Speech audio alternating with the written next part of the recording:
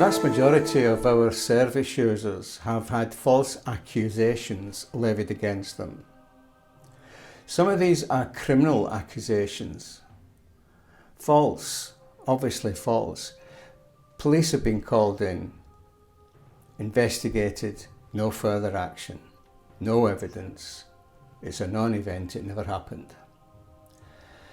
Now, there's a bit of a mystery as to what happens with these incidents, because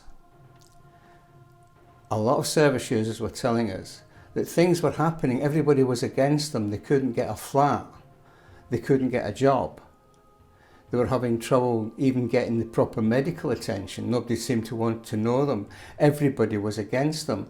The reason for that was because the false incident, the false allegations were still recorded on their medical records and with social services.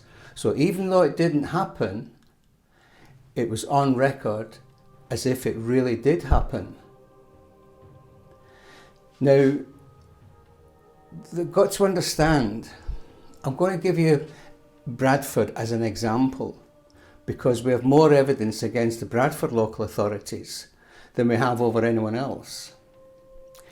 And in the Bradford, some crimes were hidden, dismissed, underplayed, ignored, no further action, evidence denied. And in other cases, they were making up stories about events that never actually happened, truly fictitious events. And they were putting them through the court, through the family court. Two kinds of crimes or incidents go through the family court. Some of them are truly fictitious, as I've just been saying, but others actually did happen. And they are laundering these events through the family courts because they don't need evidence. They don't need evidence to prove that it did or to prove that it didn't. They've just got to say that it happened and it goes on record. Or they can only say that it didn't happen, or there was another explanation for it. Even when there is evidence, they can say, well, there's another person who did it. These are usually cases. It gets complicated because these are, quite often you've got different scenarios. You've got the first scenario where the mother's boyfriend has perpetrated a crime against a child. And previous to this crime, the social services had taken that child's father away. They had stopped contact with the child's natural father. Now, the only reason anyone would do that would have to be for religious reasons or for very radical political reasons. And yet it goes on in this country, and this is how they're getting away with it. If you've been accused of something that you never did, something that never happened, the chances are that will be on your records. The only way you can find out is if you do a Freedom of Information request from the social services, CAFCAS and such like. Also to look through your medical records and see if there's any names on there that you don't recognise.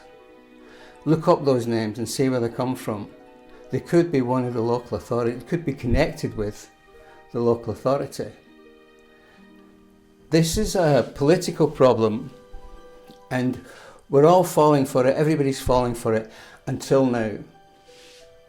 The charity had a meeting with the Charity Commission. Lots of changes happened, but the charity now focuses on, almost exclusively, on learning difficulties parents, or language difficulties, or severe difficulties, let's put it that way.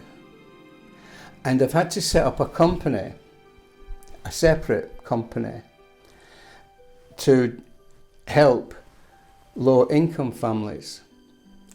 Now what will happen is just set up in such a way that we will provide a service for solicitors and for parents who can afford it. And we will use the profits from that to help parents, low-income parents. That's been a good thing actually in a way. It's been a very positive move, I'll explain.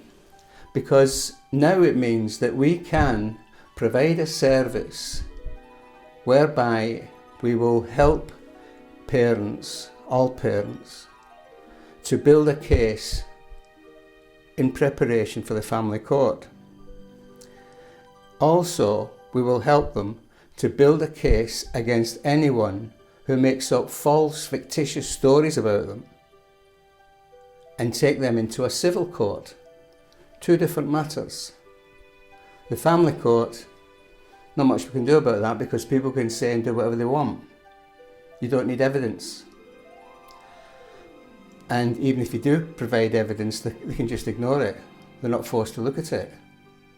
I've taken a wad of evidence, unequivocal evidence of child abuse, to a court.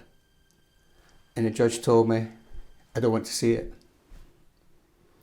So that's how we know that this is all contrived and it's manipulated and it is, well, just appalling. It's just that I don't know what the word is, but it's just totally horrific and appalling.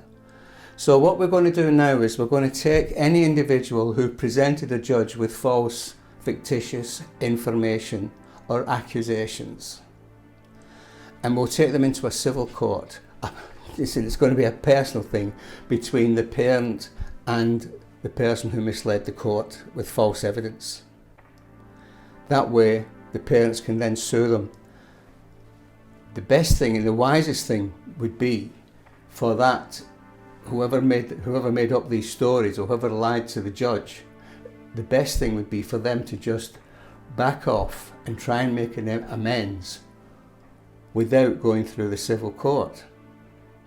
Because if they do get them into a civil court, my new organisation, Stability 4C, will encourage parents to sue them for every penny they've got.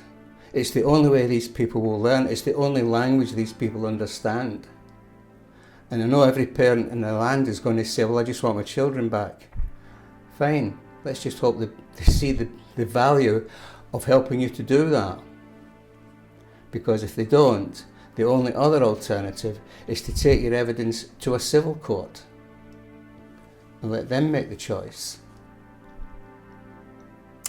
So let's get this sorted out. If you've been falsely accused, get in touch.